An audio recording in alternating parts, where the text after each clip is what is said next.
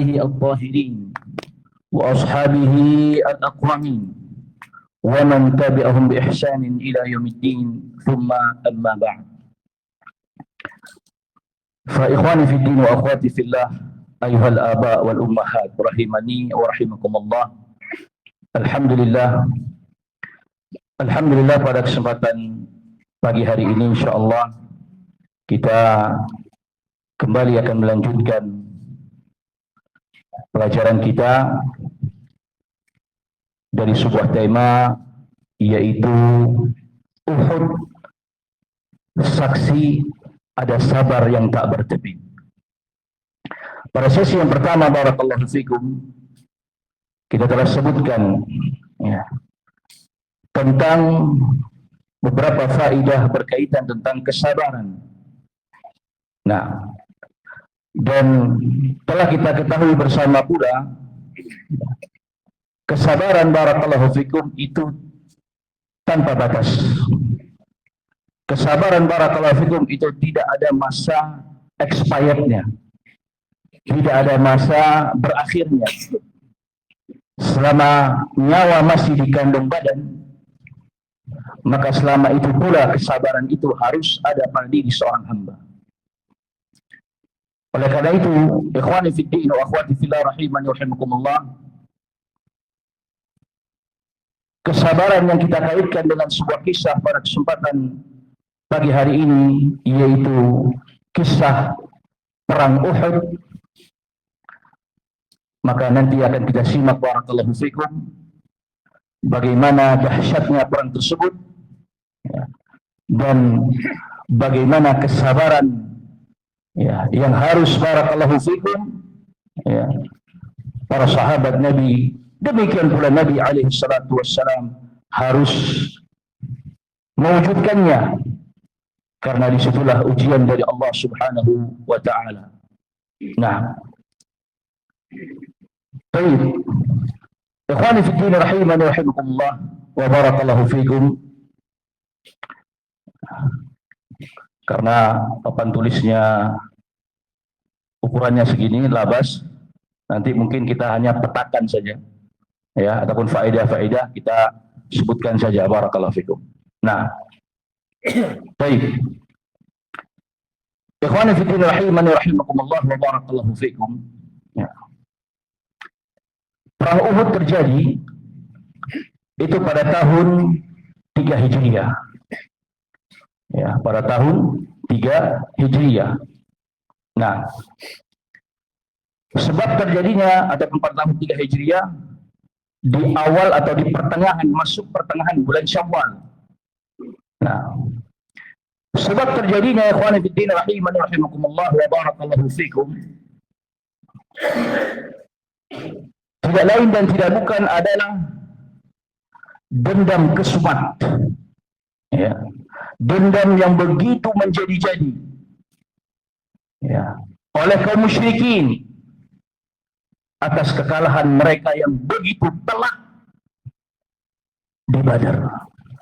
Nah, tokoh-tokoh mereka, tokoh-tokoh kaum musyrikin itu banyak yang mati ketika perang Badar. Perang yang tidak mereka sangka bahwasannya barakallahu fikum mereka itu akan kalah. Perang yang tadinya barakallahu fikum mereka anggap remeh. Perang Badar. Sampai-sampai Abu Jahal ketika itu barakallahu fikum mereka sebelum berperang saja mereka berpesta pora dulu. Mabuk-mabukan barakallahu fikum. Nah, artinya menganggap remeh kaum muslimin. Nah, tapi di luar dugaan barakallahu fikum, sebagaimana apa yang telah kita sebutkan, apabila kita berhusnudzon kepada Allah, berprasangka baik kepada Allah subhanahu wa ta'ala, maka Allah subhanahu wa ta'ala pun akan mewujudkan apa yang diprasangkakan hambanya kepadanya. Dalam sebuah hadis qudsi Allah subhanahu wa ta'ala berfirman, ana inda dhanni 'abdi bi. Aku ini tergantung prasangka hambaku kepadaku. Kalau prasangka hambaku baik, maka kebaikan pula akan diberikan kepadanya. Tapi sebaliknya, apabila ada prasangka buruk kepadaku, maka keburukan pula yang akan menimpa orang tersebut. Nah, baik. Kemudian, ikhwani fiddin rahimani rahimakumullah wa barakallahu fikum, kaum musyrikin, ya, kaum musyrikin berhasil mengumpulkan 3.000 pasukan. Ini lebih besar ketika di Badar. Badar hanya 1.000. Ini 3.000 pasukan, barakallahu fikum. Dan 3.000 pasukan ini, barakallahu fikum, hasil hasungan seorang panglima yang akan memimpin perang Badar, yaitu Abu Sufyan, yang dulu belum masuk Islam. Ya, jadi perang Badar terjadi di tahun 2 Hijriah. Mereka persiapan 1 tahun, ya, untuk membalaskan dendam mereka di perang Uhud. Ya, mereka, Abu Sufyan datang ke majelis-majelis untuk menghasung mereka selama 1 tahun, mengajak mereka, barakallahu fikum, na'am, ya, berta'awun 'alal itsmi wal 'udwan. Ya, berta'awun di atas kejelekan, di atas permusuhan, di atas dosa. Ya, barakallahu fikum. Nah, dan lihat bagaimana orang yang ketika diajak ta'awun, tapi justru itu di atas dosa, di atas kejelekan, ya, disambut, barakallahu fikum, sampai terkumpul 3.000 pasukan.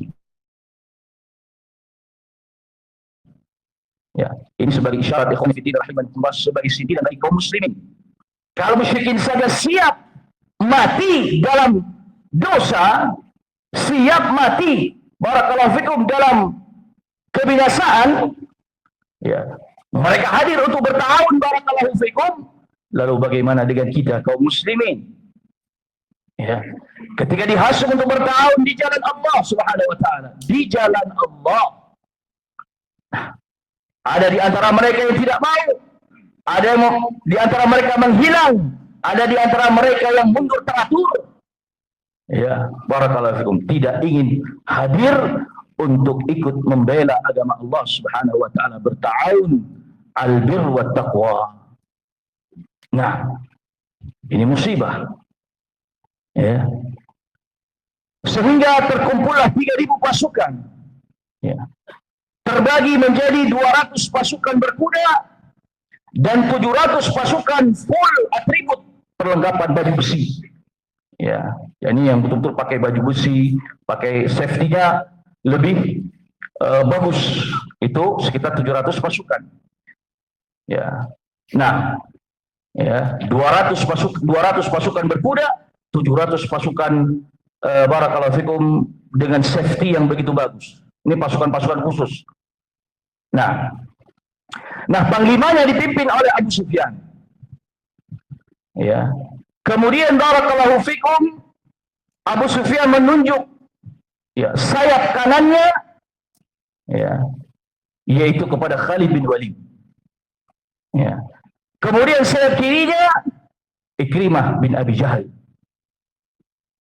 Kemudian yang memegang bendera panji-panji kaum musyrikin, ya, 3 putra Abi Talhah, ya, 6 dari kaum musyrikin, di antara Talhah bin Abi Talhah, kemudian Abu Sa'ad bin Abi Talhah, ya, kemudian Mas'ud bin Abi Talhah dari Bani Abduddar. Ya, barakallahu fikum. Nah, ini 3 orang ini memang jago-jagonya. Ya, jago-jagonya musyrikin. Nah, barakallahu fikum. Sehingga sangat percaya dirinya mereka, barakallahu fikum, ya, untuk apa? Untuk menghadapi kaum muslimin. Ini emosi amarah sudah membara-bara ini. Ya, barakallahu fikum. Nah, karena ada orang tuanya yang mati di Badar, ada saudaranya, ya, barakallahu. Bahkan tidak hanya itu, ya, kurang lebih sekitar 14-an orang wanita juga ikut dalam perang Uhud tersebut dari kalangan musyrikin. Ya. Nah, di antaranya istri Abu Sufyan sendiri, Hindun. Ya, barakallahu fikum. Yang tugas mereka, barakallahu fikum, memprovokasi suami-suami mereka ataupun para laki-laki mereka, barakallahu fikum, agar terus berperang sampai mati. Ya. Dan memang ini strategi dari Abu Sufyan membawa para wanita. Jadi wanita-wanita ini termasuk tokoh-tokoh juga di antara prajurit-prajurit yang berperang ini. Ya, barakallahu fikum. Nah, ya, dengan semboyan demi semboyan, barakallahu fikum. Ya, nah, ya, kalau mereka mundur, ya, ada yang mengatakan ingin berpisah, ya, barakallahu fikum, atau mereka harus siap kami diambil oleh laki lain. Itu aib bagi mereka. Ya, nggak mau istri-istri mereka sampai barakallahu mereka kehilangan istri-istri mereka. Ya, nah, sehingga itulah fungsinya dibawa serta para wanita. Nah, ya, barakallahu fikum.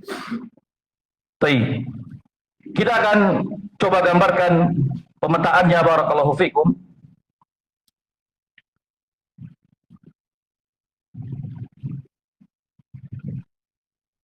Nah, kita gambarkan dulu, atau sebelumnya, sebelum kita masuk kepada medan Uhud. Setelah barakallahu fikum, ya, kaum musyrikin mempersiapkan diri sedemikian hebatnya, berita ini sampai kepada Nabi SAW 1 minggu sebelum terjadi perang tersebut. Perang tersebut terjadi di hari Sabtu. Ya, barakallahu fikum. Nah, maka Nabi SAW sempat bermimpi. Di antara mimpi beliau SAW, barakallahu fikum, beliau bermimpi bahwasanya akan banyak sapi-sapi yang disembelih. Nah, barakallahu fikum. Sehingga beliau menakwilkan mimpi ini bahwasanya akan banyak dari kalangan muslimin yang akan gugur. Nah, ya. Kemudian barakallahu fikum, di antara mimpi beliau juga pedang beliau patah. Ya. Dan beliau menakwilkannya, barakallahu fikum, ada di antara keluargaku yang juga akan gugur. Nah, lalu beliau juga bermimpi pedang masuk ke dalam sarungnya. Beliau menakwilkan Madinah aman. Madinah tidak tersentuh. Ya, barakallahu fikum. Dan memang seperti itulah nanti, ya, tergambarkan, ya, dari mimpi Nabi SAW yang beliau takwilkan sendiri, kejadian yang nanti akan terjadi di perang Badar, di perang Uhud. Nah, terjadilah musyawarah, ya, terjadilah musyawarah di antara kaum muslimin. Yang pada saat itu, barakallahu fikum, Rasul sendiri melemparkan sebuah usulan di majelis musyawarah. Jadi dalam musyawarah itu ada muhajirin, ada ansar, baik yang senior maupun yang sigar. Ya, barakallahu fikum. Nah, ada juga disusupi oleh orang-orang munafik. Nah, ya, barakallahu fikum. Maka Rasul SAW menawarkan kepada mereka terlebih dahulu. Jadi Rasul yang melemparkan usulan terlebih dahulu. Bagaimana berita tentang tantangan di Uhud sudah tersebar. Ya, maka beliau menawarkan, barakallahu fikum, bagaimana kalau kita tetap di Madinah. Nah, kita tetap di Madinah. Ya. Kenapa? Ya, karena memang kota Madinah itu sangat strategis. Nah, ini saya gambarkan kota Madinah ketika itu. Baik. Jadi kota Madinah, ikhwan fillah rahimahullah, pada saat itu, ya, baik dari sisi timur dan barat, ini tertutupi dengan batu-batu besar. Ya, tertutupi dengan batu-batu besar. Ya, nah, tertutupi dengan batu-batu besar. Dan banyak terhalangi oleh pohon-pohon kurma. Terhalangi oleh pohon-pohon kurma. Di setiap sisinya pohon-pohon kurma. Ya, barakallahu fikum. Ini pohon-pohon kurma lah gambarannya.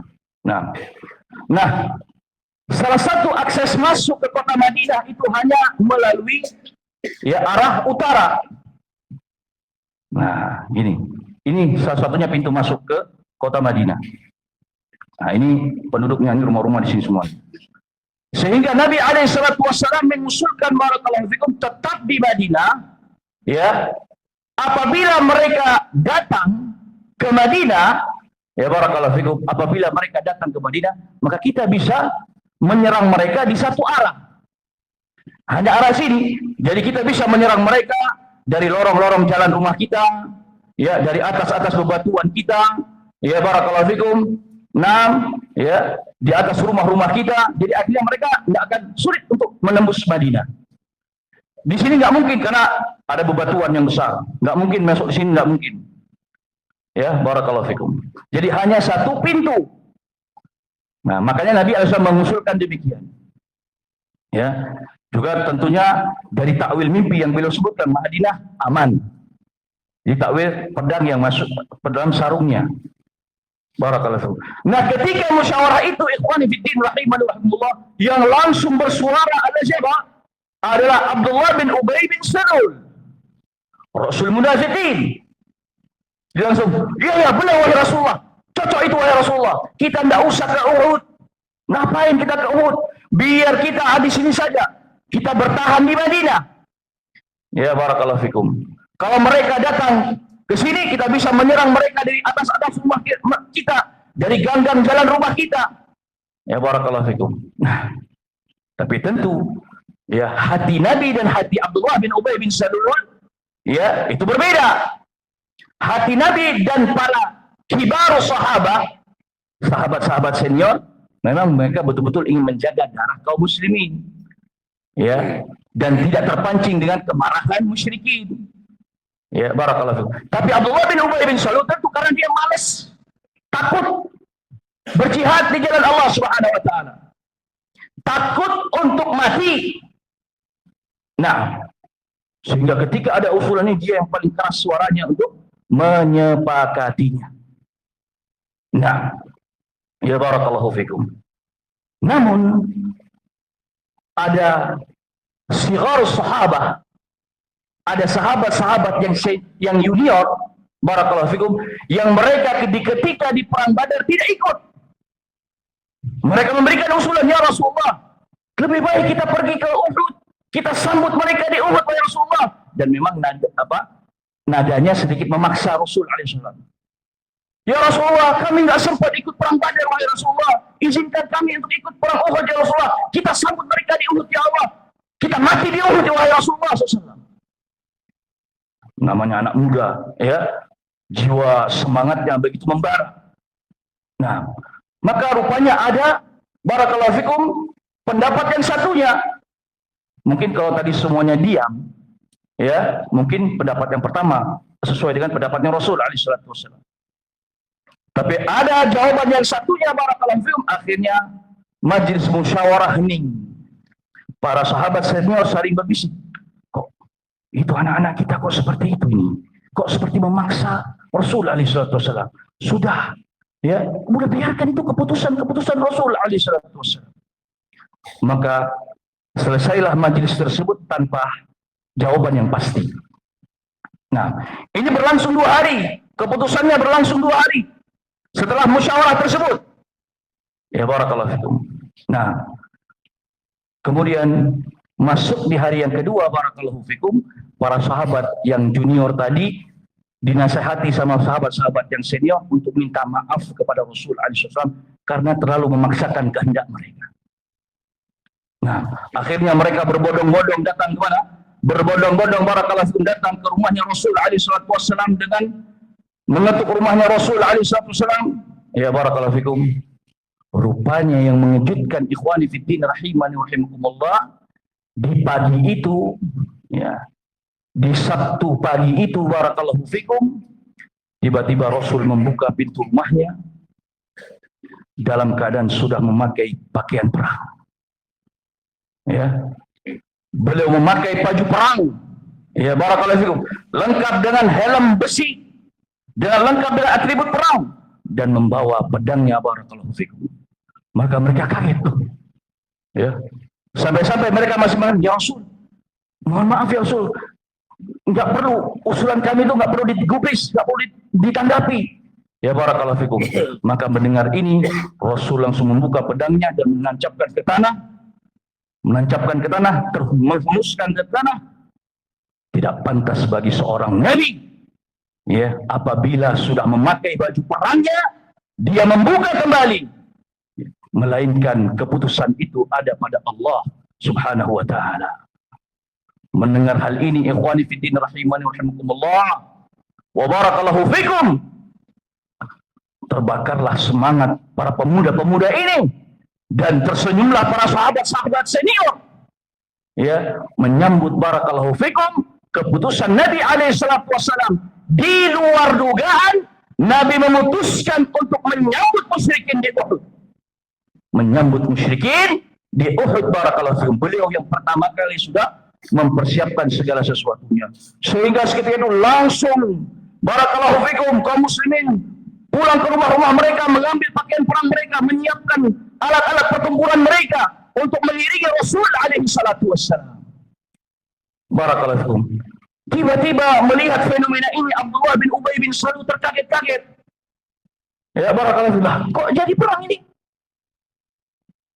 Dia pun mulai sejak di Madinah sudah mulai melancarkan provokasi-provokasi, ya, kepada orang-orang yang memang hatinya ada kemunafikan, barakallahu fikum, untuk meninggalkan jihad tersebut, barakallahu fikum.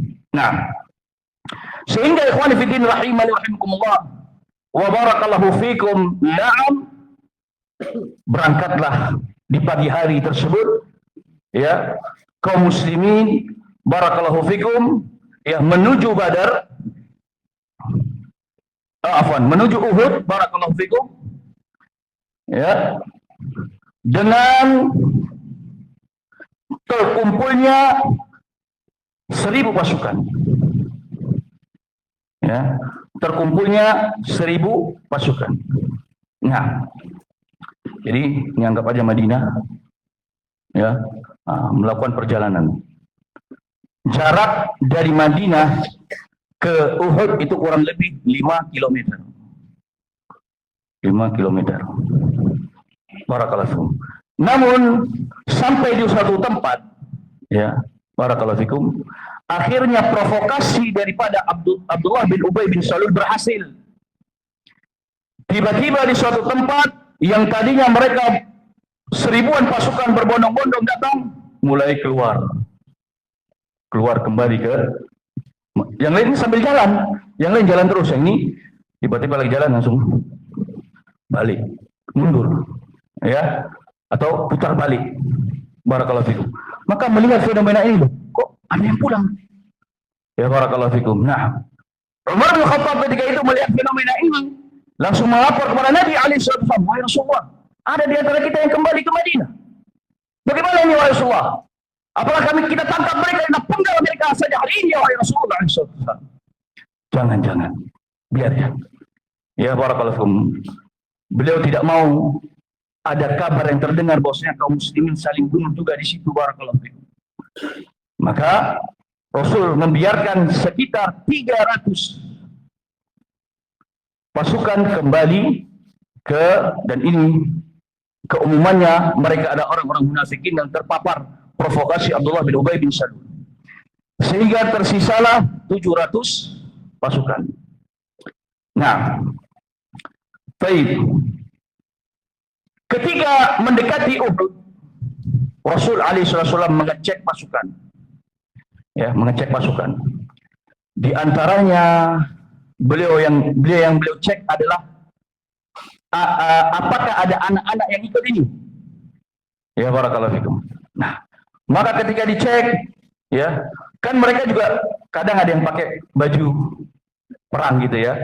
Jadi apa? Seperti sembunyi gitu di helm-helm mereka. Tapi kadang lihat postur atau lihat kabar, ada beberapa yang ikut, akhirnya ketahuan. Di antaranya Abdullah ibn Umar radhiyallahu taala anhu. Beliau ketahuan ikut, padahal usianya belum lagi 15 tahun. Nah, di antaranya juga Al-Bara bin Azib ketahuan ikut. Ya, barakallahu fikum. Usianya belum genap lagi 15 tahun. Nah, ketika istilahnya ketangkaplah, kerazialah, ada para sahabat yang ikut yang masih kecil-kecil. Nah, maka Rasulullah SAW suruh pulang. Kalian pulanglah. Kalian belum dewasa. Ya, nanti saja. Dan ketahuilah dalam sebuah riwayat disebutkan Abdullah bin Umar dan beberapa sahabat yang masih kecil ketika itu, ketika disuruh pulang, itu mereka menangis. Ya, seperti anak kecil, anak balita menangis. Kesegukan.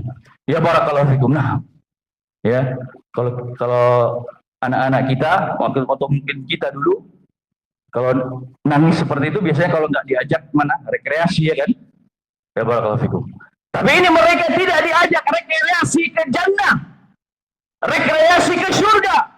Mereka menangis sejadi-jadinya. Ya, tidak diizinkan untuk ikut. Padahal sudah sembunyi-sembunyi biar nggak ketahuan. Barakallahu, tapi ketahuan juga. Qadarullah wa syafa'al. Mereka pun menangis, barakallahu fikum, ya.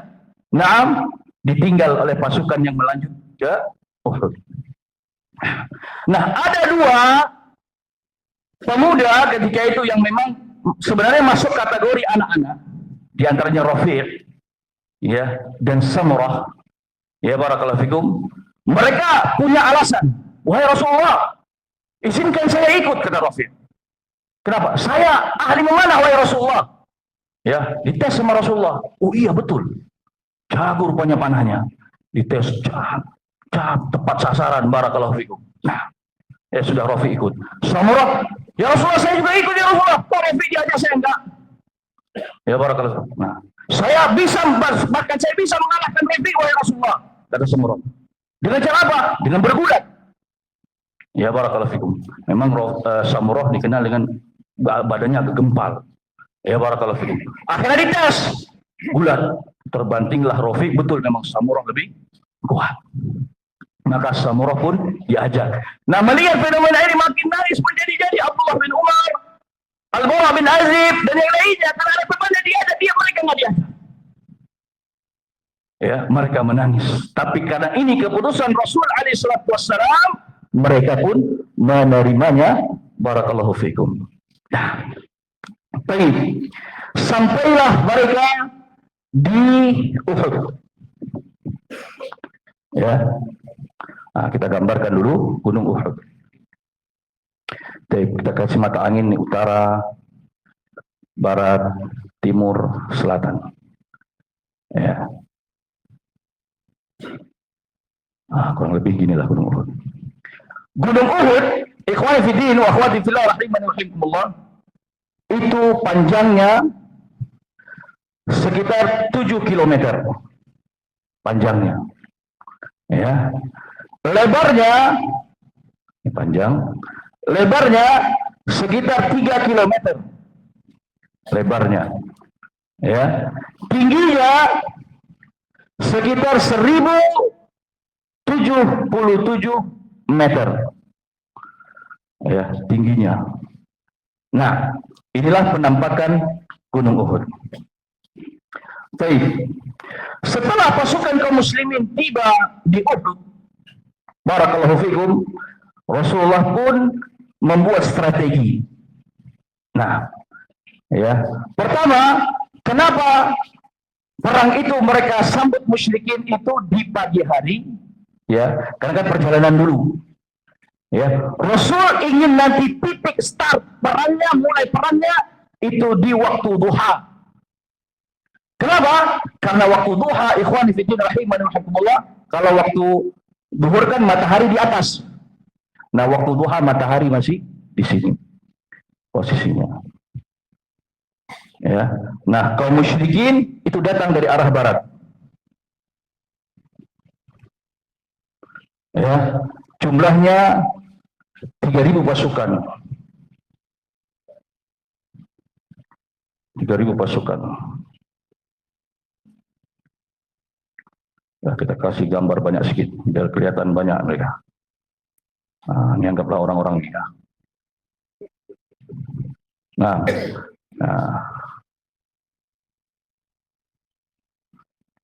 ini formasinya seperti ini mereka. Nah, di sini Khalid bin Walid, di sini Ikrimah. Ya barakallahu fikum.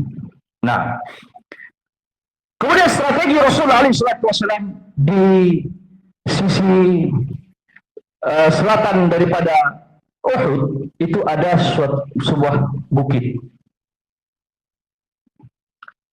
yang nama asalnya adalah Jabalul Ainain. Ya, jadi nama asalnya itu Jabal Al Ainain. Ya, katanya di sini dulu ada mata air, dua mata air. Ya, barakallahu fikum. Nah, tapi ketika Rasul menjadikan bukit Uhud ini sebagai salah satu strategi peperangan dengan memerintahkan 50 pasukan pemanah ya untuk naik ke tempat ini, barakallahu fikum, sehingga dikenallah dengan Jabal Rumat. Ya, gunungnya para pemanah. Baik. Beliau menugaskan Abdullah bin Jubair sebagai pimpinan 50 pasukan tadi, barakallahu fikum. Nah, ya, di sini. Nah, posisi kaum muslimin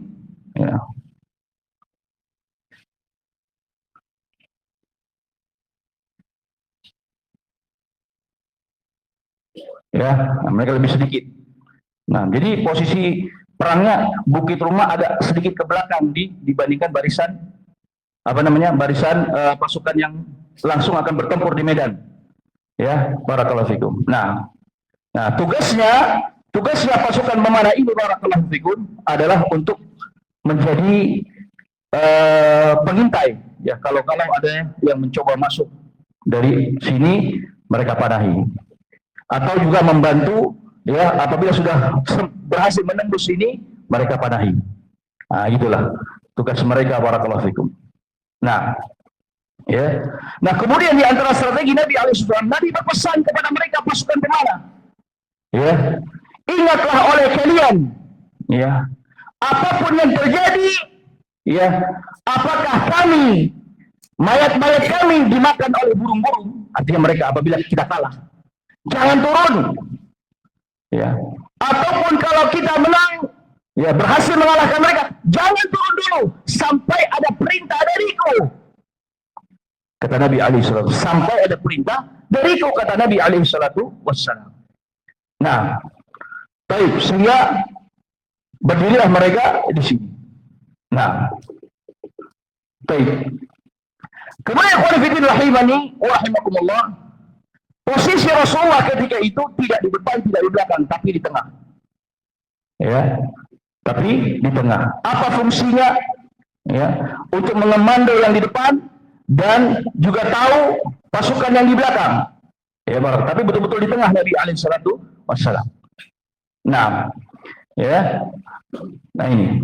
Kemudian sebelum berlangsungnya peperangan, Nabi alaihi salatu wassalam menawarkan, ya, beliau membuka satu pedangnya, beliau menawarkan siapa yang mampu menunaikan hak pedang ini. Ya, barakallahu fikum. Jadi kan para sahabat lagi di briefing oleh Nabi, semuanya duduk. Ya, barakallahu fikum.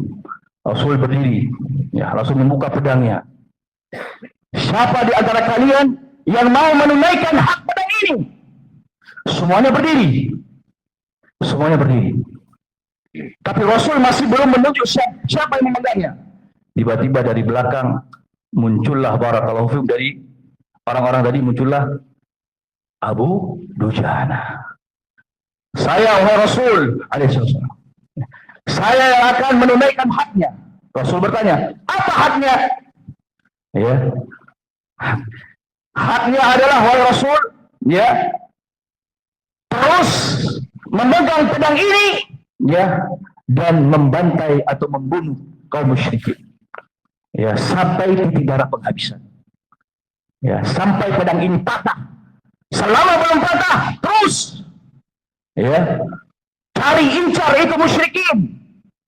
Nah, maka beliau pun, aku akan menunaikan haknya wahai Rasul alaihissalam. Maka pedang itu diberikanlah kepada Abu Dujana. Dan ketika itu pedang itu ditancap dulu ke tanah, ya, barakallahu fikum. Kemudian Abu Dujana pun memakai imamahnya yang berwarna merah. Ya, kata orang-orang, Abu Dujana kalau sudah memakai imamah yang warna merah, tidaklah dia bertarung melainkan sampai pada titik darah penghabisan, sampai mati. Nah, ya, dia pakai imamahnya warna merah. Ya, barakallahu fikum. Kemudian dia cabut pedangnya Nabi alaihissalam dan dipegang di pundaknya, lalu dia jalan di depan. Ya, dia keluar dari sini, barakallahu fikum. Dari musyawarah dia keluar. Nah, dia berjalan di sini. Di depannya musyrikin. Ini musyrik lagi melihat nih. Ya, jalannya ini kurang lebih ya, jalannya tantang petenteng. Wah, sambil matanya ini melihat. Kamu musyrikin semuanya, bukan antum maksudnya. Ini barisannya. Nah, ya, barakallahu fikum.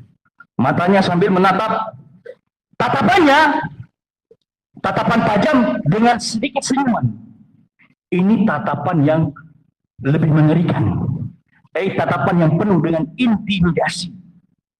Ya, barakallahu fikum. Dia tatap sambil senyum. Kan? Berbalik-balik, bolak-balik. Ya, dengan pedang Nabi alaihissalam.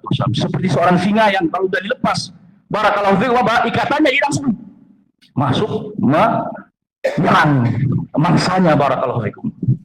Nah, ya, kata Nabi alaihissalam, Allah membenci jalan yang seperti itu kecuali ketika di medan jihad, di medan perang. Ya, barakallahu fikum. Tantang petenteng dia jalan di hadapan kaum musyrikin. Nih, bolak-balik, mundar-mandir. Nah, sini. Barakallahu fikum. Nah, sudah cerita rahimahullah, terjadilah al-mubarazah. Duel tanding. Ya, terjadilah duel. Nah, biasa seperti itu. Kebiasaan peperangan di zaman dahulu, nanti tidak hanya di bangsa Arab, di Romawi juga, Persia, memang itu sudah masyhur. Jadi sebelum saling baku tempur, saling bertemunya para barakallahu fikum pasukan tadi, ada istilahnya pertunjukan mubarazah, duel. Barakallahu fikum. Sehingga muncullah jago-jago tadi yang memegang bendera tadi.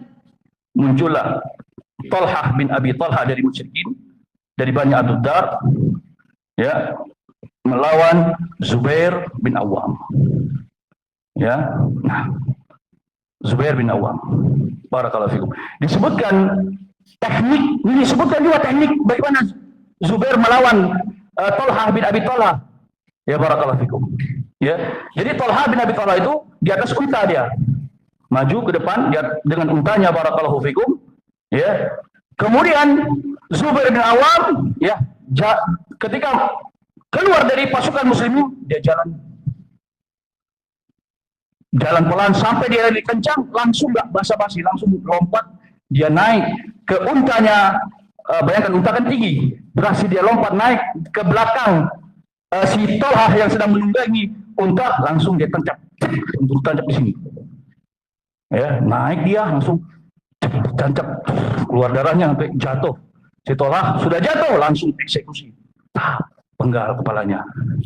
Disebutkan oleh Ibn Hisham di dalam syarahnya. Nah, jatuh terpenggal. Ya, barakallahu fikum. Nah, muncul lagi Abu Sa'ad bin Abi Talhah melawan Hamzah. Ya, melawan Hamzah. Ikhwani fi din wa akhwati fillah rahimani wa rahimakumullah. Disebutkan juga dalam sebuah riwayat, biasanya kalau orang-orang dalam peperangan pasti dia memegang pedang dan perisai. Ya. Tapi untuk Hamzah, beliau tangan kanannya dengan pedangnya, tangan kiri juga dengan pedangnya, enggak butuh perisai. Barakallahu fikum, tidak butuh perisai. Jadi dua-dua pedang. Ya, barakallahu fikum. Nah, maka ketika keluar Abu Sa'ad bin Abi Talhah, Hamzah pun keluar. Enggak butuh lama, enggak butuh sejam 2 jam. Ya, barakallahu fikum, langsung dieksekusi oleh Hamzah. Kalahlah Abu Sa'ad. Keluar lagi, barakallahu fikum, Mas'ud bin Abi Talhah. Bayangkan, ini tiga-tiganya saudara kandung ini dari musyrikin.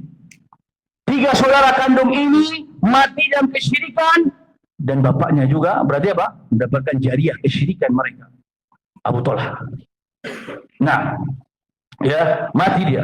Masuk lagi Mas'ud berhadapan dengan Ali bin Abi Thalib.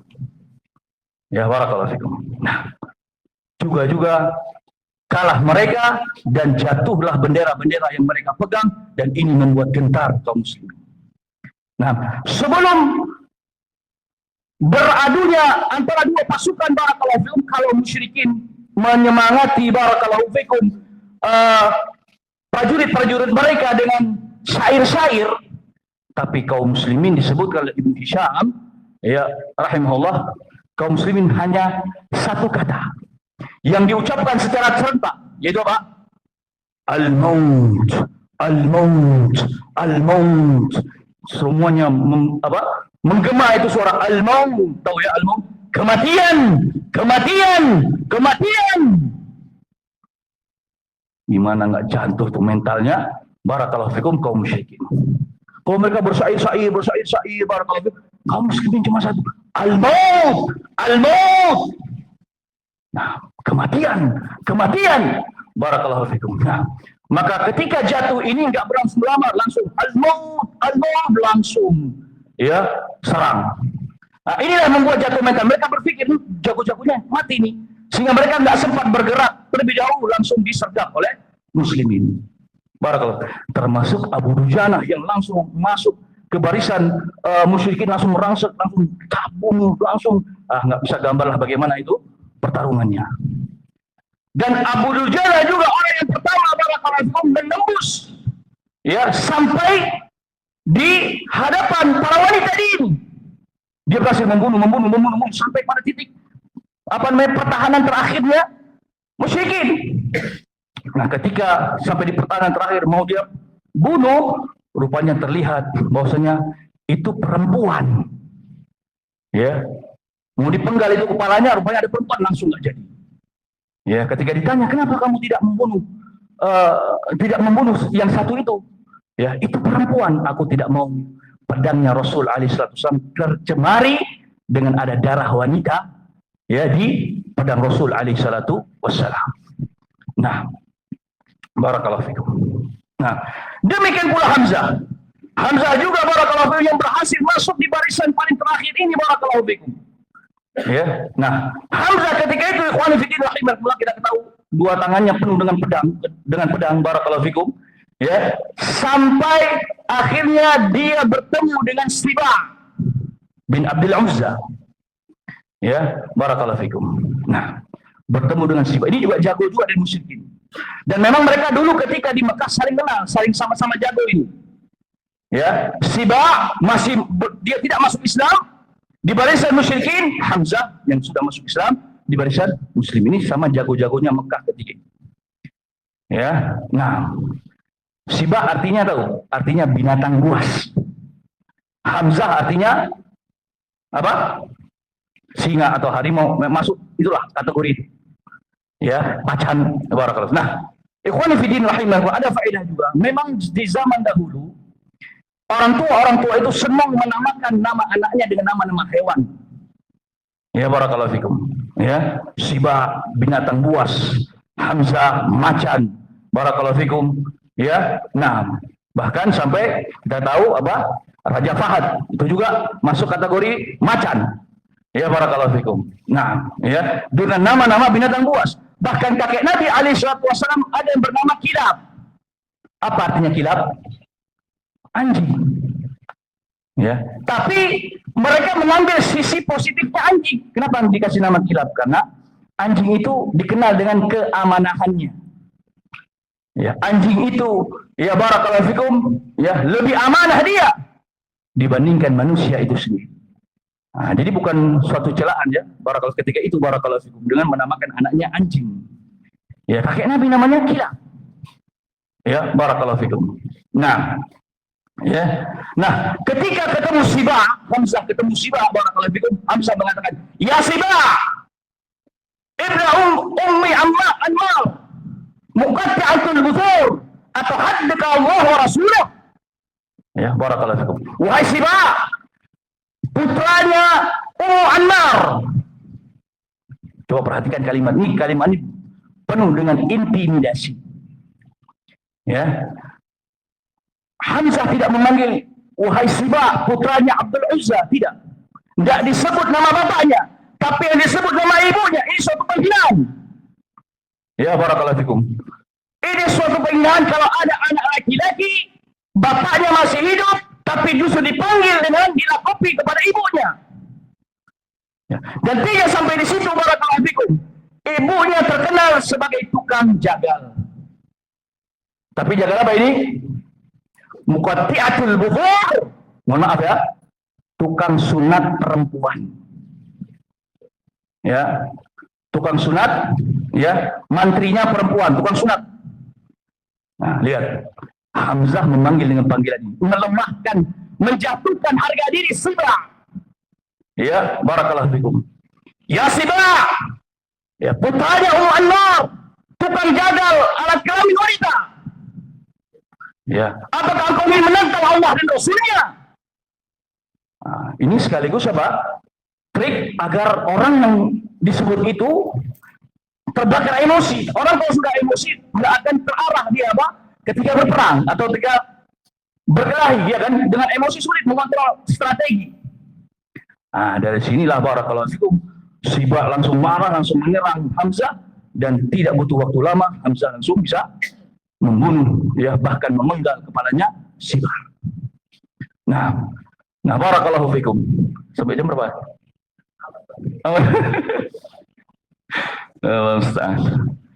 Baik. Ini masih pertengahan perang lagi ya? Aduh. Baik, ya. Kita lanjut lagi ya. Barakallahu fikum. Baik. Kemudian Hamzah terus berperang dengan dua pedangnya. Ke kanan, ke kiri, barakallahu fikum. Nah, qadarallahu ma syafa'al, ada seseorang yang mengintai. Siapa namanya? Wahsy.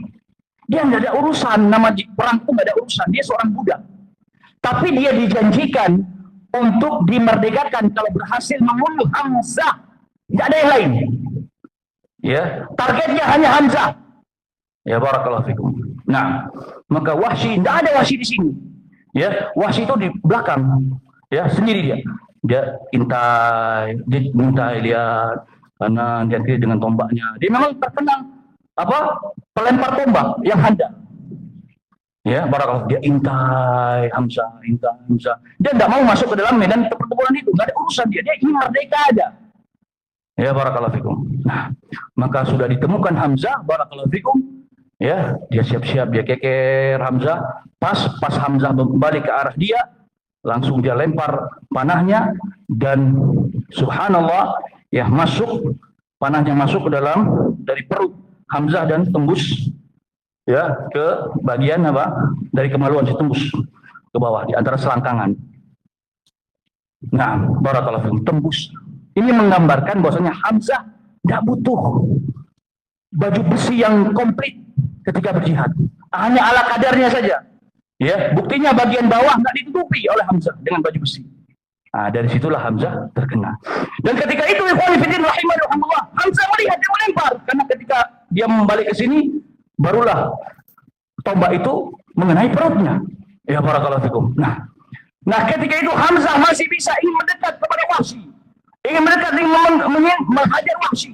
Barakallahu, tapi darah terus banyak keluar, akhirnya beliau jatuh, ya barakallahu fikum, sebelum sampai kepada Wahsy. Jatuh dan beliau wafat. Beliau syahid di jalan Allah Subhanahu wa taala. Nah, singkat cerita, ikhwan fillah rahimahumullah, terus dipukul mundurnya kaum musyrikin. Ya barakallahu fikum. Nah, ya, sampai pasukan pemanah ini nggak ada kerjaan. Kok nggak ada ini, nggak ada yang lewat-lewat nih, ya kan? Barakallahu fikum, nggak ada kerjaan kita. Nah, sempat beberapa kali Khalid bin Walid coba, tapi sempat nggak bisa. Nggak bisa. Barakallahu fikum. Nah, Ikrimah nggak mungkin lewat sini. Nah, ini juga strategi. Anda lupa tadi strategi Nabi Alaihissalam. Mereka itu, punggung mereka, belakangnya mereka itu Gunung Uhud, sehingga Gunung Uhud ikut melindungi kaum muslimin. Ya barakallahu fikum. Jadi nggak bisa dipotong dari bagian kiri, karena butuh 3 km kurang lebih untuk memutar, butuh naik sekitar 1077 meter lagi untuk bisa tembus dari belakang, mustahil. Ya barakallahu fikum. Ya, dan pada saat itu juga matahari juga bersama kaum muslimin, menyinari, menyilaukan kaum musyrikin. Ya barakallahu. Sehingga di sini satu-satu caranya. Barakallahu fikum. Dan di sini ada pasukan memanah. Jadi kalau strategi niat bil niat 100% itu Rasul, masya Allah, sudah tidak bisa ditembus. Tapi qadarullah wa masyaallah, sebagaimana yang kita tahu, ya, celah itu justru datang dari kesalahan kaum muslimin itu sendiri. Kesalahan kaum muslimin itu sendiri. Nabi sudah mewasiatkan jangan turun apapun yang terjadi, tapi mereka melihat, itu teman-teman kau udah ambil ghanimah. Ya barakallahu fikum. Berarti perang sudah selesai, udah turun. Abdullah bin Jubair mengatakan jangan turun, jangan turun. Kan kata Rasul jangan turun sampai beliau sendiri yang memerintahkan untuk turun. Ya. Tapi ini sudah selesai wahai Abdullah bin Jubair. Akhirnya turunlah barakallahu fikum beberapa pasukan, tinggal kurang lebih 7 atau 8 orang saja yang ada di atas bukit Rumat ini barakallahu fikum. Nah, ya, kemudian ikhwan fillah rahimahullah melihat peluang ini, melihat ini pada turun. Melihat peluang ini barakallahu fikum, langsung Khalid bin Walid.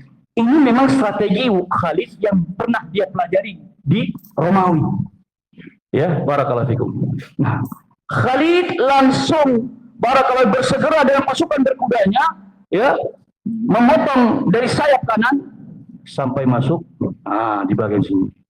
Bayangkan ikhwan fillah rahimahullah, ini pertahanan paling kuat tadinya, gara-gara turunnya pasukan memanah, akhirnya jebol pertahanan ini dan barakallahu fikum, ya, musyrikin pun berhasil mengepung, ya, kaum muslimin. Nah, kaum muslimin tengah-tengah. Ya barakallahu fikum. Nah, pada saat itu mulai chaos, kacau balau ini pasukan kaum muslimin. Kaget tiba-tiba dari belakang kok ada yang nyerang. Ya, tentunya sebelumnya dihabisi dulu ini. Ya, di sini habis dulu ini, yang pasukan yang lain mutar. Dan termasuk Abdullah bin Jubair juga wafat pada saat itu barakallahu fikum. Nah, ya, maka terkepunglah kaum muslimin. Ya, terkepunglah kaum muslimin, sudah mulai chaos di keadaan. Ya barakallahu. Terlebih lagi ketika itu barakallahu fikum, ya, Mus'ab bin Umair. Mus'ab Umair diberikan amanah oleh Rasul untuk memegang panjinya kaum muslimin dari kalangan muhajirin. Ya barakallahu fikum. Nah, ya, adapun dari kalangan Ansar dibagi dua. Dipegang oleh suku Aus dan suku Khadraj. Ya barakallahu fikum. Nah, ya, kalau dari suku Aus yang memegangnya Usaid. Ya. Nah, dari suku barakallahu fikum Khadraj yang memegangnya Khabbab. Ya, bin Munzir. Nah, ini. Akhirnya barakallahu fikum, terkepunglah kaum muslimin, ya barakallahu fikum. Nah, dan Ibnu Qami'ah dari pasukan musyrikin melihat, ya, sosok Rasul alaihi wasallam, dan rupanya itu bukan Rasul, tapi siapa? Mus'ab bin Umair. Yang memang Mus'ab bin Umair kalau sudah pakai pakaian perang, itu perawakannya mirip persis seperti Rasul alaihi wasallam. Nah, dan di sini juga barakallahu fikum, Ibnu Qami'ah langsung barakallahu fikum menghantam Mus'ab bin Umair yang sedang memegang bendera dengan tangan kanannya. Ya barakallahu fikum. Nah, ketika berhasil memutus barakallahu fikum tangan Mus'ab bin Umair yang sedang memegang bendera dengan tangan kanannya, putus tangan kanannya, benderanya jatuh, tapi enggak jatuh ke bawah, belum. Jatuh masih tertancap, langsung pegang dengan tangan kirinya. Jangan sampai bendera itu jatuh, langsung beliau coba melawan. Ya barakallahu fikum. Dan tangannya sampai siku ini udah putus. Ya barakallahu fikum. Nah, inilah kurang lebih tangannya, tinggal. Ya. Kemudian beliau mencoba melawan Ibnu Qami'ah. Lagi-lagi tangan beliau dari kirinya diputus. Ya barakallahu fikum. Dipenggal tangan kirinya, terjatuh barakallahu fikum. Bendera tersebut terlepas di tangannya, jadi tinggal siku dan siku.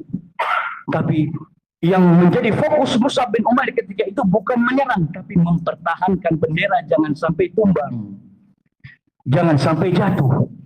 Sehingga ketika itu Mus'ab bin Umair pun memegang bendera tersebut dengan tangan yang tersisa sampai dipukul dari belakang barakallahu fikum. Mus'ab bin Umair terjatuh, terduduk seperti ini, langsung wafat di tempat. Tapi dalam keadaan Abbas sedang memegang bendera. Bendera masih tegak, jadi tertancap di tubuhnya Mus'ab bin Umair. Bendera masih nggak jatuh, bendera itu masih tegak. Tapi Mus'ab di bawah pelukan Mus'ab bin Umair radhiyallahu taala anhu. Masya Allah. Barakallahu fikum. Ini salah seorang mujahid Islam, Mus'ab bin Umair yang luar biasa. Barakallahu fikum. Nah, ya, beliau amanahnya memegang bendera, jangan sampai jatuh bendera itu. Pesan Nabi Aisyah.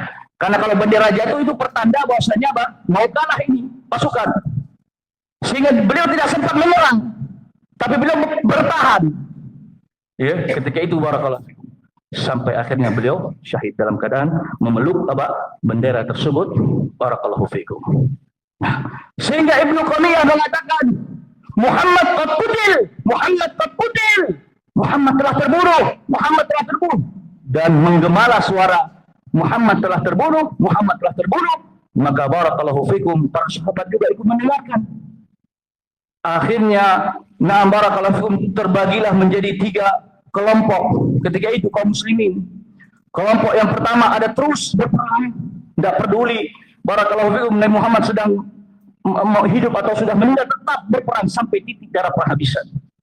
Kelompok yang kedua barakallahu fikum kebingungan mau ngapain, kita ngapain, ya, nggak ada lagi yang komando, bingung, masih di medan jihad sampai kebingungan mau lari kemana, bingung, ya barakallahu fikum. Nah, ya, kelompok yang ketiga melarikan diri dari medan jihad. Mereka punya ijtihad melarikan dirinya mereka, barakallahu fikum, karena tidak ada lagi Rasul alaihi salatu wasallam. Ya, mereka harus berpikir sepersekian detik ketika itu, ya barakallahu fikum, tetap bertahan atau melarikan diri.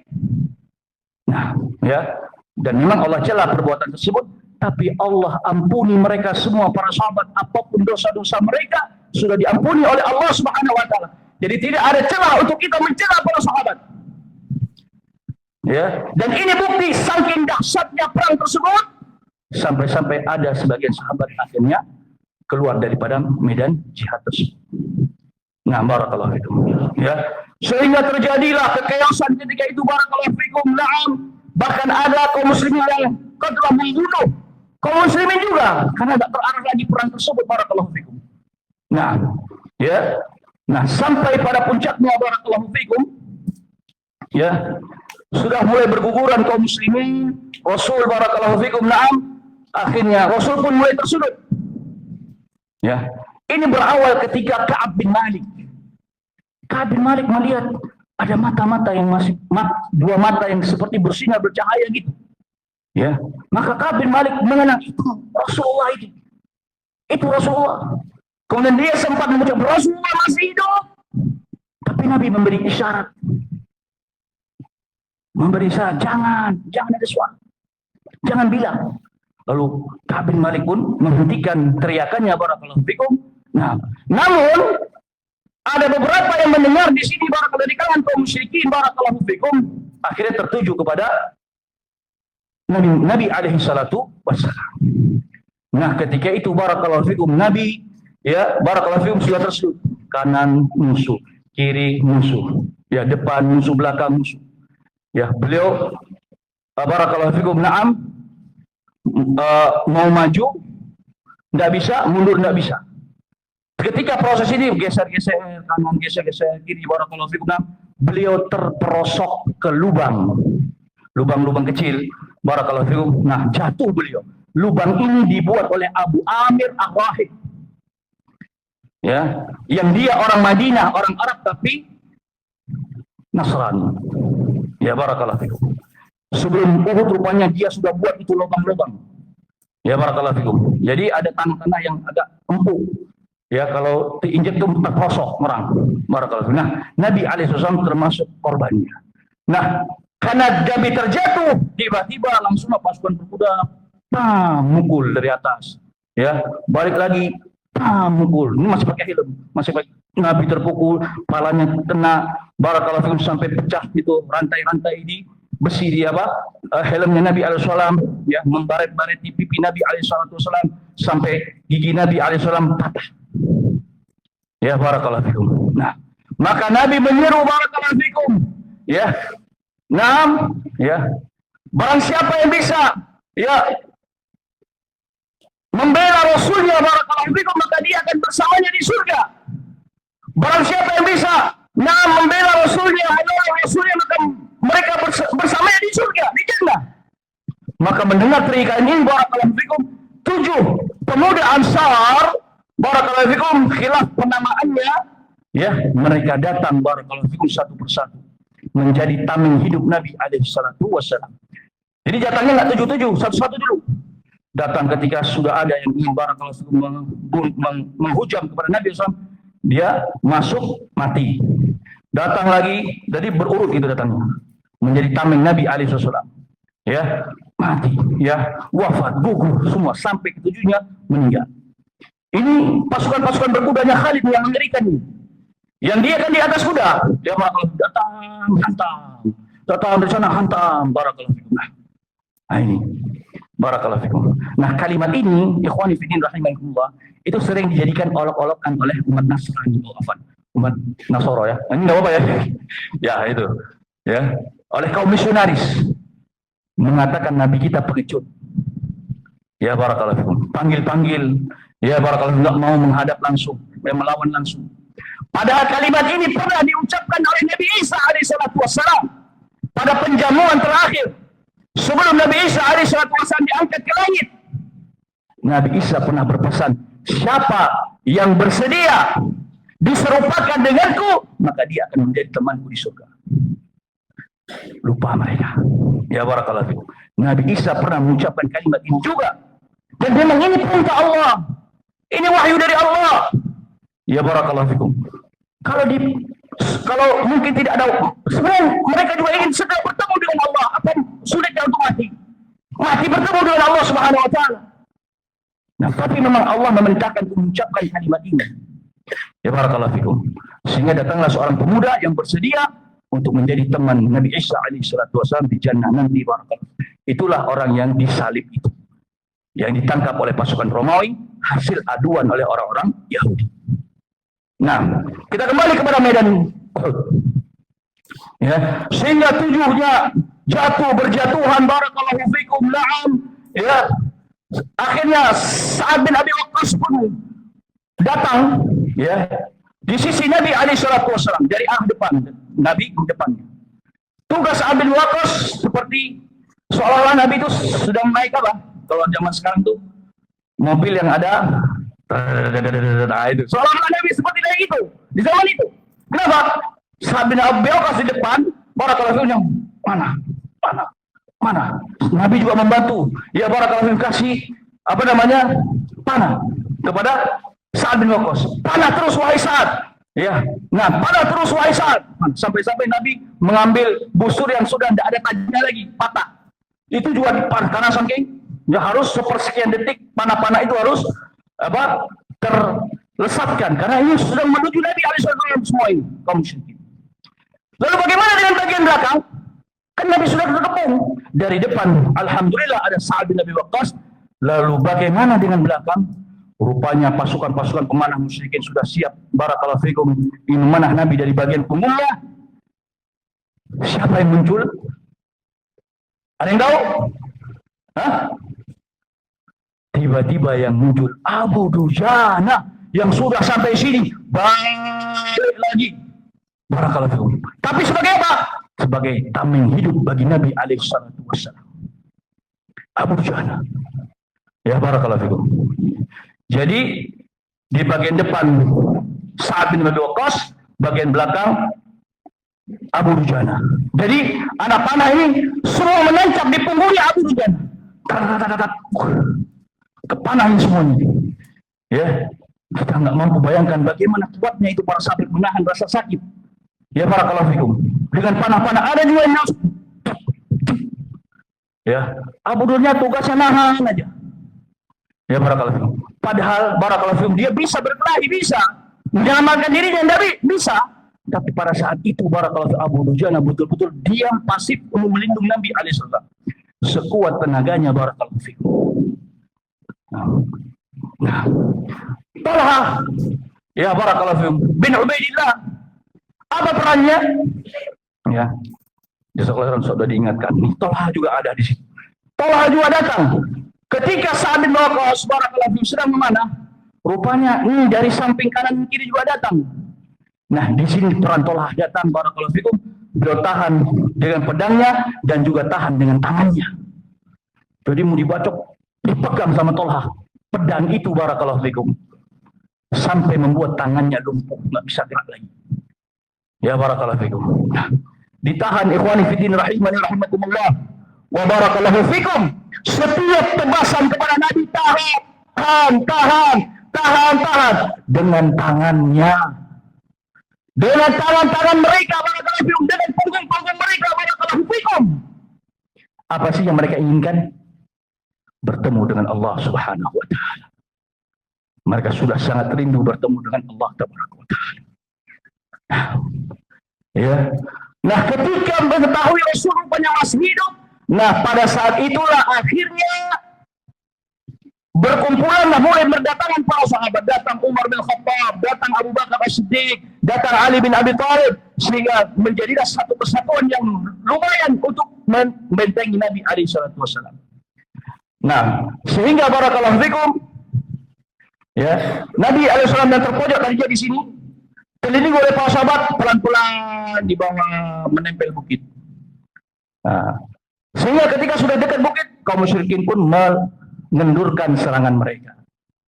Ya, barakallahu fikum. Nah, ketika sampai di sini barakallahu fikum, ya, mereka pun musyrikin mengendurkan serangan mereka karena simpang siur Muhammad sudah mati apa belum ini? Paling udah matilah. Ya barakallahu fikum. Karena juga sudah mulai sulit untuk menembus gerombolan para sahabat yang sudah mulai berkumpul di satu titik. Akhirnya mereka mengendurkan barakallahu fikum serangan mereka. Dan Nabi alaihi salam pun diajak naik ke Syi'ib. Syi'ib itu jalan-jalan di lereng Uhud. Ya, jadi lorong-lorong atau jalan-jalan yang sudah ada tapaknya, ya barakallahu yang bisa diraih. Ketika itu ikhwani fiddin rahimakumullah, Nabi sudah termasuk usianya tua juga. Ya barakallahu fikum. Nabi hijrah ke Madinah di usia 53 tahun.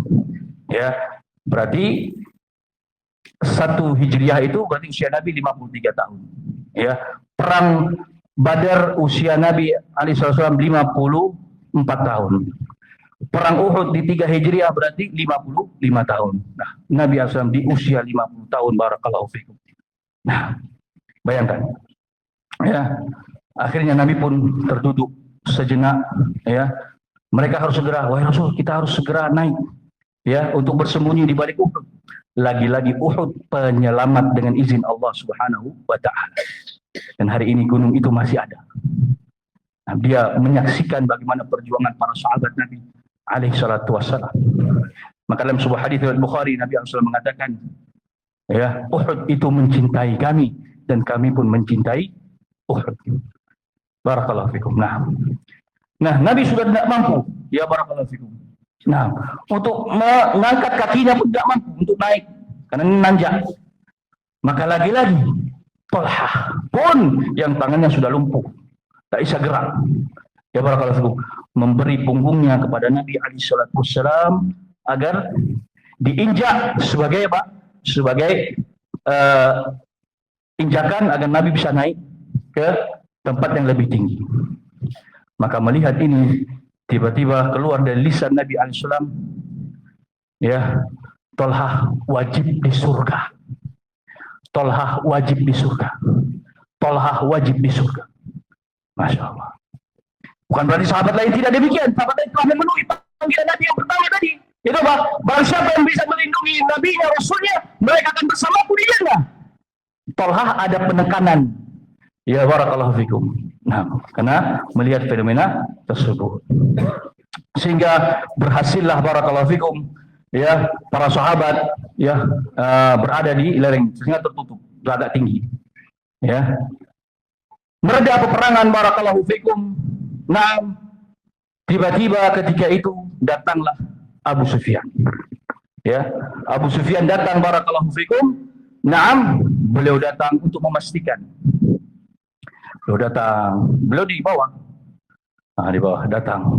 Tahu karena para sahabat sudah masuk ke sana. Beliau datang dan mengatakan, barakallahu fikum, afi qaumun Muhammad, apakah ada di antara kalian Muhammad? Kata Nabi SAW, la ajibu. Ya, la tujibu, jangan kalian menjawab. Ya, barakallahu fikum. Afi qaumun Abu Bakar, afikum ibnu Abi Quhafa, apakah di antara kalian ada putranya Abu Quhafa? Itu Abu Bakar. Ya, apakah di antara kalian ada putranya Al-Khattab? Umar bin Khattab. Hanya 3 nama ini barakallahu fikum yang dipanggil oleh Abu Sufyan. Para ulama mengatakan ini menandakan inilah 3 tokoh sentral kaum muslimin. Nah, inilah tokoh penting kaum muslimin, dan mereka bertiga pula ya berada di kuburan yang berdekatan sampai mereka ini selalu bersama. Sampai di akhir hayatnya pun mereka pun dikuburkan di tempat, di lokasi yang sama. Berarti ini menunjukkan begitu istimewanya Abu Bakar dan Umar di sisi Rasul alaihi salatu wasallam, dan sampai masyhur dikenal oleh para musyrikin. Nah, maka la tujibu, jangan jawab, kata Nabi alaihi salam. Maka Abu Sufyan pun mengatakan, kalau begitu mereka sudah mati. Ya, barakallahu fikum. Nah, maka mendengar kalimat ini Umar nggak tahan. Umar nggak tahan, tiba-tiba spontan menjawab, kamu siapa mati? Ya, kami tidak mati. Ya, terdengar suara Umar. Berarti kalian masih hidup. Ya, barakallahu fikum. Maka Abu Sufyan mengatakan, barakallahu fikum, nah, hari saling berganti. Ini mulai syair. Ya, barakallahu, Anda lupa kalimat syairnya, barakallahu fikum. Nah, ya, dulu kalian yang menang, sekarang kami yang menang. Berarti skor seimbang, sama 1-1. Barakallahu fikum. Nah, kata Umar bin Khattab, tidak sama, dan tidak akan pernah sama. Ya, barakallahu fikum. Nah, orang-orang yang mati di antara kami, mereka berada di surga.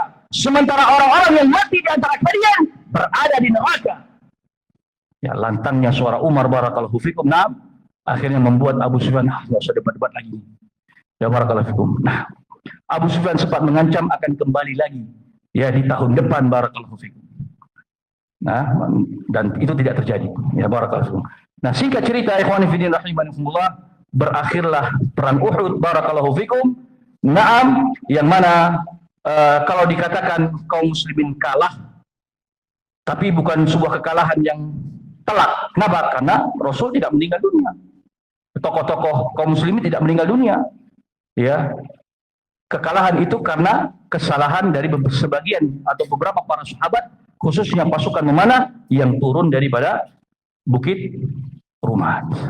Barakallahu fikum. Nah, maka ikhwani fiddin rahimani wa rahimakumullah, demikianlah alur singkat, bukan singkat lagi nih, depan kisah perang Uhud, barakallahu fikum. Insyaallah di sesi yang ketiga nanti kita akan bacakan beberapa riwayat kalimat-kalimat para sahabat ketika berada di medan Uhud, yang bagi saya subhanallah itu sangat menggetarkan jiwa, barakallahu fikum. Kalimat-kalimat yang semoga bisa memicu semangat kita, barakallahu fikum, atas ucapan-ucapan para sahabat ini di medan jihad. Insyaallah taala kita cukupkan dulu sampai di sini. Wallahu taala alam bissawab, wallahu taala a'lam bissawab. Wa sallallahu wasallam wa barak ala nabiyyina Muhammad walhamdulillahi rabbil alamin. Subhanakallahumma wa bihamdik asyhadu an la ilaha illa anta astaghfiruka wa atubu ilaik. Wassalamu alaikum warahmatullahi wabarakatuh.